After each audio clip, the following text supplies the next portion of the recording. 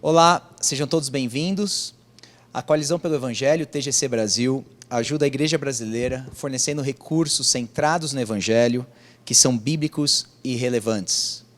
A nossa organização é formada por conselheiros e membros associados de diversas denominações e igrejas independentes, e isso sempre traz bastante sabedoria bíblica nos nossos textos e discussões quando temos essa oportunidade. E hoje eu tenho a oportunidade de ter aqui ao meu lado a Jonas Madureira, Mauro Meister e Augusto Nicodemos.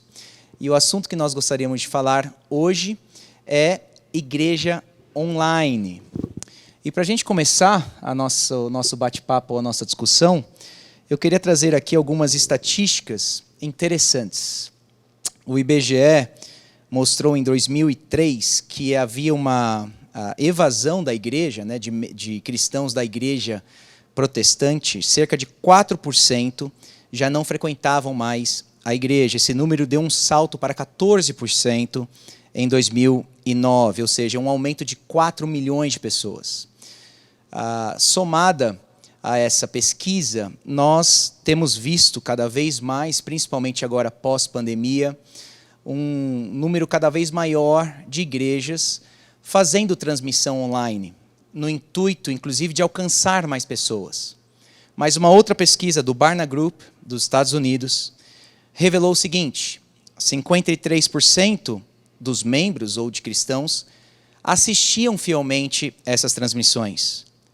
34% assistiam às transmissões da sua igreja, mas também de outras igrejas. Eles meio que navegavam online durante esse período. 32% não assistiam. 14% durante a pandemia mudaram de uma igreja para outra. E o que talvez seja mais curioso é que houve uma evasão digital liderada pelos millennials, de 50%. E aqui é o mais curioso, porque normalmente o que as igrejas tiveram aí como iniciativa ou ideia era simplesmente alcançar essa geração mais jovem através dessas transmissões online e qualquer iniciativa também que fizeram online. E o que a pesquisa mostra é que mesmo essa geração mais jovem simplesmente não acompanhou esse processo. A igreja online é um fenômeno, nós estamos com ela nesse período pós-pandemia, e é por isso que nós gostaríamos aqui de bater um papo sobre essas questões. A primeira pergunta, então, que eu gostaria de fazer para vocês é: qual foi a realidade da igreja de vocês durante a pandemia? Qual foi a proposta de vocês nesse tempo em que a igreja ficou impossibilitada de permanecer com as suas reuniões presenciais? Aí eu deixo a palavra com vocês. Tiago, aqui você tem três pastores de igrejas com características relativamente diferentes e pensamentos diferentes a respeito do online.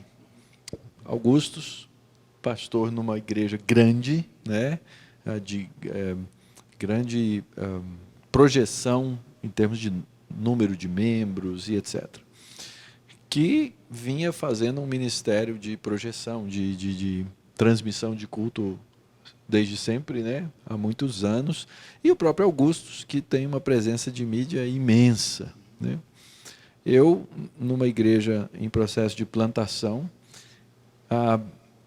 relativamente tímida, que foi organizada como igreja local 15 dias antes do lockdown. E o Jonas, também numa plantação de igreja, menos tímida, eu diria, mas com uma diferença. A igreja do Jonas nunca procurou ter essa presença de mídia que a minha igreja procurava ter. Então, eu, desde sempre também, no processo de plantação, transmiti cultos e a gente fez isso. E aí chegou esse momento em que as coisas foram fechadas e a gente teve que cair nesse debate. O que fazer? A minha igreja, como ela já transmitia o culto, ela estava pronta para tentar e procurar alcançar os membros imediatamente. Então, eu não tive o primeiro culto, o primeiro domingo em que a gente não pôde ir para a igreja, a comunidade toda estava lá, reunida virtualmente, mas com o debate presente lá. Isso é culto? Isso não é culto, né? o que a gente está fazendo aqui. E foi um momento muito interessante, porque esse tempo todo, mesmo com o lockdown e mesmo sem o culto de fato, e eu não vou dizer assim, sem o culto presencial, porque alguém vai achar, então vocês faziam culto virtual. Nós nunca consideramos isso. Era o culto que só é presencial. E a gente fazia outros tipos de reuniões durante a semana, e mesmo domingo era um culto doméstico, e que eu tinha a oportunidade como pastor, eu ou outro pastor, de falar à igreja no culto doméstico. Foi assim que a gente entendeu. E foi um tempo de crescimento, de bênção, de envolvimento da igreja com missões. Foi muito legal, foi muito especial. Mas eu quis introduzir aqui essas realidades diferentes, né? E aí vocês, obviamente, agora vão falar como é que foi com vocês. Eu penso que tem uma discussão que é muito interessante que a pandemia trouxe com a questão da tecnologia, né? Eu acho que tem um primeiro ponto que é a questão em si do uso da tecnologia, o quanto pode ser bom e o quanto pode ser ruim. E isso independe da pandemia ou não, não é? Eu acho que a tecnologia ela pode ser usada para diversas situações no dia a dia da igreja. Assim como pode servir positivamente, como pode servir negativamente. E eu acho que no contexto da pandemia, o uso da tecnologia, em especial, pensando a questão das transmissões online, do culto e etc., eu acho que ela veio numa hora importantíssima, e principalmente as igrejas que, como eu, por exemplo, a gente tinha lá no contexto uma igreja que estava centrada mais em trabalhar os cultos presenciais, precisou de alguma forma se reinventar. E eu acho isso positivo, eu acho isso importante. A gente tem que aprender a descobrir que a tecnologia ela está a serviço da glória de Deus, e ela pode ser usada pela igreja, principalmente numa situação limite como essa. E independente da situação limite, há também contextos em que a situação não é limite e a tecnologia pode ser usada de uma maneira a abençoar a igreja, abençoar outras pessoas em diversos contextos, etc. Eu acho que o grande ponto que essa situação toda da pandemia trouxe em relação à questão da igreja online, etc., eu acho que é isso que o Mauro colocou e eu concordo com ele. É a questão da banalização do culto. Eu acho que esse é o ponto que eu acho que deve ser a questão, o debate, aquilo que está sendo discutido, né? O que é o culto? Pelo menos a questão das transmissões, do uso da tecnologia, fez a gente pensar mais uma vez o que é o culto, e eu acho que isso é um grande ganho. Pensar o culto, pensar a natureza do culto e fazer a igreja pensar o quanto para nós, principalmente de tradição protestante, o quanto o culto para a gente, ele não é um culto representado por um grupo que representa a grande ou a igreja como um todo, mas a igreja inteira está cultuando, etc. Então eu acho que isso fez a gente pensar muitas coisas, e nesse sentido eu acho que a discussão em torno da igreja online trouxe, pelo menos para o contexto das igrejas que estão mais num contexto tradicional, não é? Pelo menos uma reflexão mais robusta, exigindo mais da gente uma reflexão madura e prudente o suficiente para não jogar, não é, como diz o famoso ditado, não é, o bebê junto com a água suja, né? A minha igreja também ela seguiu mais ou menos nessa direção que o Mauro falou. Nós já tínhamos um ministério nas mídias sociais durante algum tempo, e quando veio o lockdown, que impossibilitou a presença dos irmãos no culto, o que nós fizemos então foi apenas fechar as portas da igreja, né, por determinação das autoridades, e lembrar os membros que o culto já vinha sendo transmitido. Nós não chamamos de culto, nós falávamos simplesmente a transmissão da pregação. E também não tinha celebração da ceia do Senhor, nem batismos, evidentemente, porque nós entendemos que isso é alguma coisa que pertence à presencialidade do culto. É isso que faz o culto ser o que ele é. E a nossa equipe pastoral foi dividida entre os membros da igreja, por assim dizer. Nós dividimos os membros da igreja pela equipe pastoral e começamos a fazer devocionais praticamente diárias com os nossos grupos, porque muita gente assustada, muita gente angustiada, temerosa, E foi o meio que nós encontramos, uma vez que a gente não podia visitar e não podia receber no gabinete pastoral também, foi o meio que a gente encontrou para acompanhar um rebanho de perto, devocionais constantes, né? Constantes. Eu me lembro que a gente trabalhou muito mais nesse período do que durante o período em que as portas da igreja estavam abertas. Passado esse período mais crítico, né, pela graça de Deus, e voltamos a ter os cultos presenciais, a ter o culto, né, que sempre é presencial, e nós notamos um fenômeno interessante. Muita gente nova, gente que no desespero, na angústia, no medo, procurando nas redes sociais, encontrou na pregação bíblica e reformada alento e material, conteúdo para a sua alma e resposta para as perguntas. Porque muitas dessas grandes igrejas que funcionam à base de eventos e basicamente em torno da teologia da prosperidade, batalha espiritual, não tinha resposta para a grande questão que muitos crentes estavam fazendo, né? Isso é de Deus, por que é que isso está acontecendo? E eles encontraram, então, na internet a pregação de igrejas como a do Jonas, do Mauro, a minha e de tantas outras que Deus tem pelo Brasil afora. E quando tiveram a oportunidade, que as portas se abriram, a gente viu chegar na igreja gente que a gente não imaginava. E, curiosamente, peneirou também a igreja, num certo sentido, pelo menos foi no meu caso, membros antigos da igreja que iam assim, uma vez perdida e tudo mais, pararam de vir e não vieram até o dia de hoje. Simplesmente pararam de vir e talvez se acomodaram lá na internet, mas no nosso caso nós notamos que o fato de transmitirmos o culto pela internet não diminuiu a procura pelo culto presencial.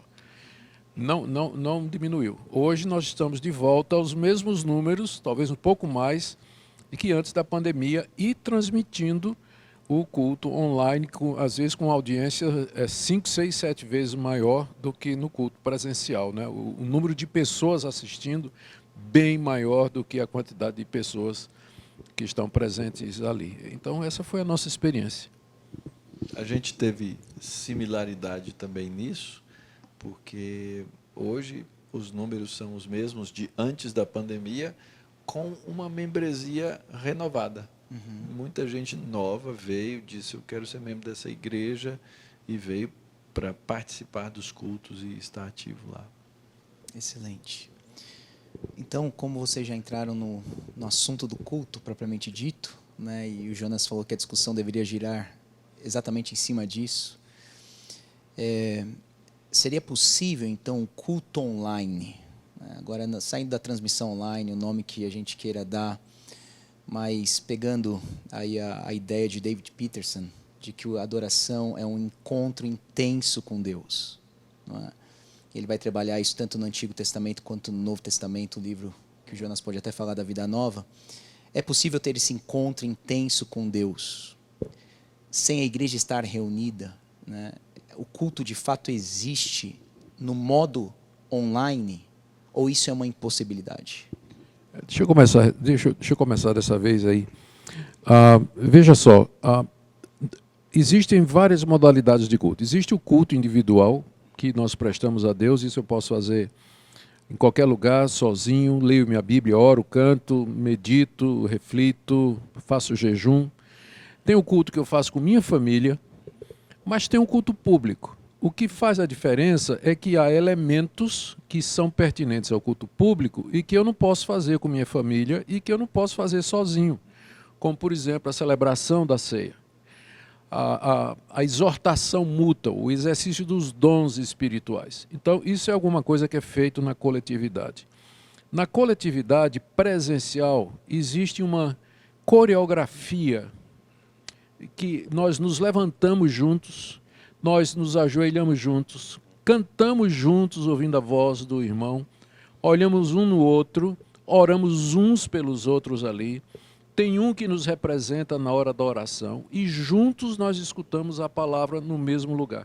Então, a ideia de presencialidade coletiva no mesmo lugar é central para a ideia de culto, quando a gente pensa em culto público. Então, não tem como, por mais primoroso ou sofisticado que seja o sistema de transmissão que a gente tem, não há nada que possa chegar perto ou substituir isso aí. Então, para mim, meu pensamento, o culto bíblico ele é presencial, e ele tem esses elementos claramente descritos na Bíblia, e não tem como substituí-los através da transmissão. Além do que, nossa experiência, quando as pessoas dizem, vou assistir o culto em casa, como é que elas assistem? Senta na poltrona, vê o culto acontecendo, né, pela transmissão, o pessoal fica em pé, eles estão lá sentados, de bermuda, levanta, vai pegar uma bolacha, vai pegar uma água, né, fica mexendo no celular o tempo todo, eles não estão participando do culto, eles estão assistindo o culto. Mas tem uns crentes que fazem isso na igreja também, né? Tem isso. Pior que tem isso mesmo, né? Então, é outro ambiente, é outra coisa. Assistir o culto em casa não é a mesma coisa de cultuar. O ambiente não permite isso. O menino né, corre de um lado para o outro, levanta, vai na geladeira, bota o pé para cima lá na cadeira dele. Não é. Então é por isso que é necessário ter um local reservado, um momento reservado para aquilo ali, para deixados os afazeres domésticos e as atividades cotidianas, a gente se dedique como coletividade ao culto a Deus. Isso, adoração corporativa, né? Existem determinadas formas de relacionamento que você não pode desenvolver online. Então, você pode até celebrar uma cerimônia de casamento online, mas você não pode viver a vida de casado online. Não tem jeito, certo? Porque é relacional nesse nível. Então, eu creio que o casamento é o melhor, porque a melhor ilustração, porque é a ilustração bíblica a respeito da relação de Cristo com a igreja. Então, é fundamental, né, que esse processo, como o Augusto disse, ninguém vai à igreja assistir. Talvez o formato das nossas igrejas não seja o melhor e o mais ideal, no sentido de que você coloca as pessoas como uma plateia, né? E muitas vezes chama-se o local da pregação de palco.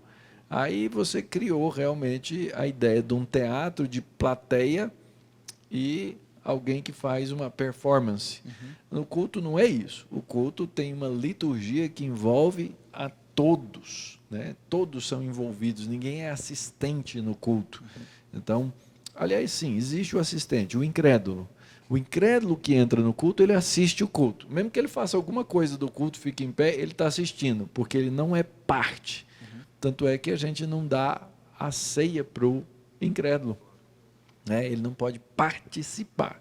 Então, eu acredito que essa é a grande diferença. Então, culto online não rola, não tem jeito. Casamento online também não tem jeito. Boa ilustração. Alguma fala, Jonas, sobre...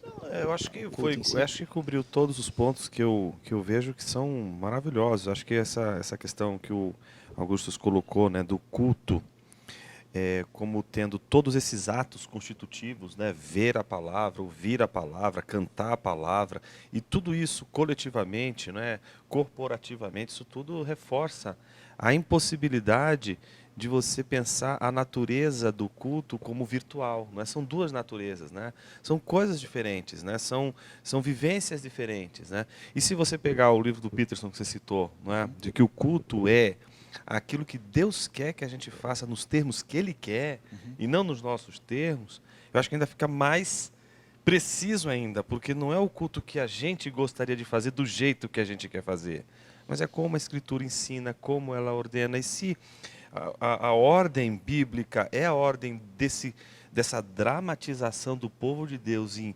celebrar a ceia, não é? E celebrar os atos de culto como um povo em peregrinação, eu acho que isso torna-se uma experiência única, exclusiva, apenas da igreja, não é? Que vivencia aquilo de forma dramática, ou seja, não é só alguém que está ali coordenando como um maestro meramente, né?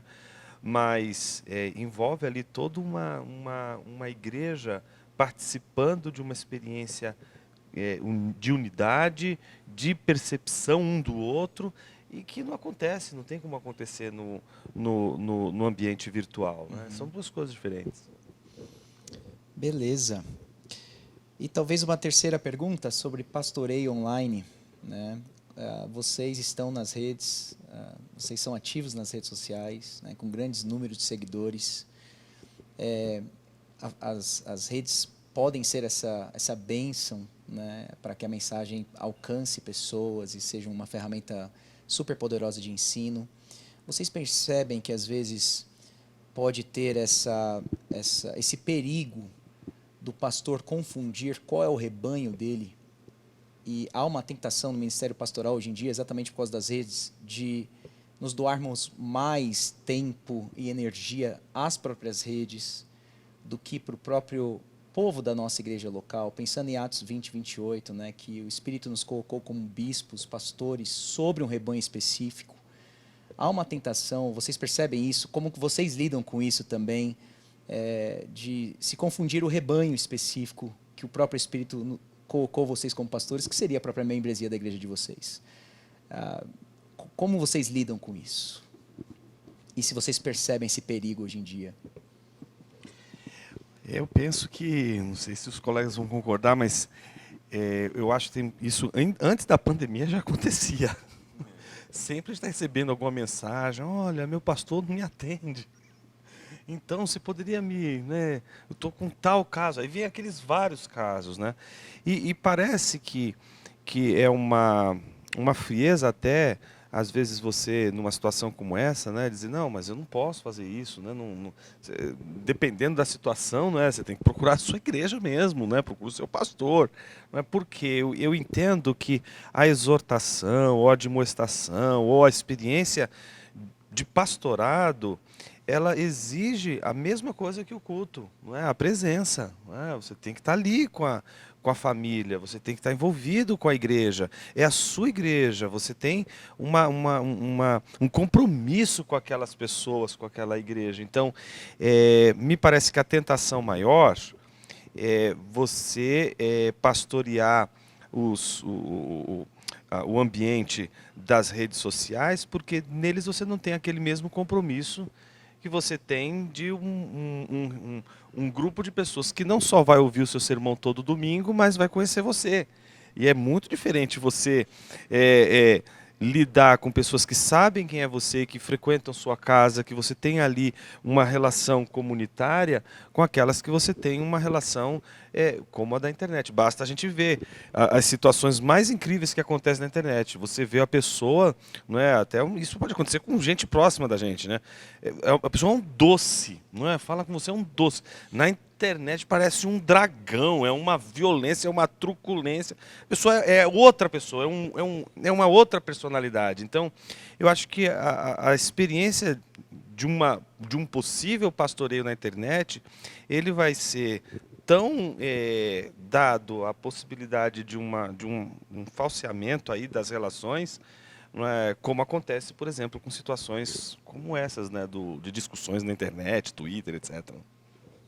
Eu faço uma distinção, Tiago, eu tento fazer, né, pelo menos uma distinção bem clara. O que é um ato de ensino que eu faço na rede, através até do sermão que eu preguei na igreja e tudo mais, e o ato em si do pastoreio, inclusive na pregação. Então, por exemplo, o que eu considero pastoreio? O pastoreio é aquele que vai na sua casa quando seu filho nasce. É aquele que faz o seu casamento. É aquele que está presente na sua crise e é aquele que faz o seu funeral. O pastor de internet não faz nada disso. Então, a gente tem a oportunidade de ensino, de corrigir, né, determinadas coisas, pensamento, etc., através de uma boa teologia, uma saudável teologia, mas o pastoreio é a responsabilidade pessoal por um rebanho específico. Então, eu sou responsável espiritual pelos membros da igreja que Deus deu aqui para eu ser copastor, né? E ali eu tenho que cuidar dessas pessoas. Eu posso usar meios eletrônicos, eu posso exortar por um meio eletrônico, eu posso aconselhar um irmão pelo WhatsApp, tudo isso é possível. Uma coisa não exclui a outra, mas é a relação pessoal que existe que faz o pastor. Agora, a gente ouve muito isso, né? Olha, eu ouço os seus sermões, você me pastoreia, você faz bem para a minha alma. Ok, tudo bem. Talvez essas pessoas... agora, quem é que vai no funeral dessa pessoa? Ou quem é que vai na hora da... É o pastor dela. E ela tem que prezar esse pastor. Esse é o pastor de verdade. Então, isso aí é uma coisa que tem que estar muito clara na cabeça nossa, para a gente lidar com clareza. Pastor que fica o dia inteiro na internet, brigando na internet, criando casa na internet, esqueceu do seu rebanho. Tá noutra vibe, né? Eu vi uma vez o pastor Jeremias Pereira, que é um santo homem de Deus, querido amigo, e também muito brincalhão, né?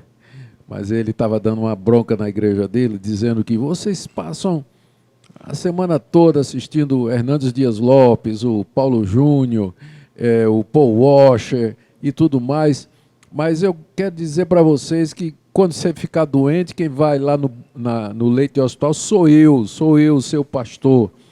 Quando você estiver brigando com sua mulher, sou eu que vou na sua casa e tudo mais.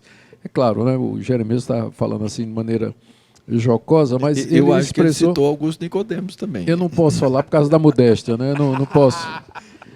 Mas eu acho que o pastor Jeremias tem toda a razão. Quando alguma pessoa, dependendo da situação, quando alguém se dirige a mim, usando qualquer meio, né? Geralmente usando ou e-mail, ou WhatsApp, qualquer outra coisa, e apresenta um problema, eu digo, eu não faço esse tipo de aconselhamento por e-mail, por WhatsApp, qualquer outra coisa. Então, ou a gente marca uma hora para conversar, ou se encontrar, tomar um café e tudo mais, mas esse tipo de assunto eu preciso estar presente, olho no olho, para a gente conversar. Mas aí, quando às vezes se trata de uma pequena dúvida que a pessoa tem na área teológica, ou, enfim, doutrinária, que eu geralmente indico algum sermão meu, um livro, ou um estudo, ou um pequeno vídeo que já tem na internet, que tem a resposta que a pessoa quer, e encerro o assunto ali. Mas quando se trata realmente de vida, né, que envolve questões delicadas e sensíveis, nada substitui o encontro e o tratamento pessoal, que às vezes pode levar 2, 3 encontros até realmente encontrar uma solução. Então, pastorado efetivo mesmo, eu creio que ele deve ser feito presencialmente. Raríssimos casos, às vezes uma pessoa está distante, está num lugar realmente onde ela não tem onde conseguir ajuda, aí sim, talvez a gente possa fazer isso aí. Mas seria exceção. Normal mesmo é olho no olho. Eu quero dizer que eu faço igualzinho ao Augustus. Eu indico um vídeo dele, um sermão dele, alguma pergunta e resposta dele, porque ele tem todas na internet, então tem facilita. Um índice, né? Tá completo, tem um índice tá lá. Completo. Pronto. Não, excelente. Olha, nosso tempo está chegando ao fim. Caso você queira acompanhar mais materiais da Coalizão pelo Evangelho, TGC Brasil, você pode acessar os nossos sites e redes sociais. Antes de eu me despedir de vocês, eu tenho aqui um lançamento da editora Fiel, que é A Igreja é Essencial, redescobrindo a importância do corpo de Cristo. E aqui nesse livro você vai encontrar alguma dessas respostas, dessas perguntas que nós tratamos aqui. Então fica aí a indicação do TGC Brasil, para você que está nos acompanhando. Temos aqui também mais um lançamento do Jonas, Tomás de Aquino e o Conhecimento de Deus, a imaginação a serviço da teologia. Também um último livro do Jonas, né, que é o mais recente, escrito agora pela Vida Nova. Então, mais uma indicação também do TGC Brasil. E um aqui do Augusto Nicodemos, que é um chamado à justiça e retidão, a mensagem de Amós para a igreja de hoje. Então, são alguns livros que vai fazer muito bem a sua alma e caminhada cristã. Até uma próxima oportunidade. Muito obrigado a vocês e que Deus os abençoe.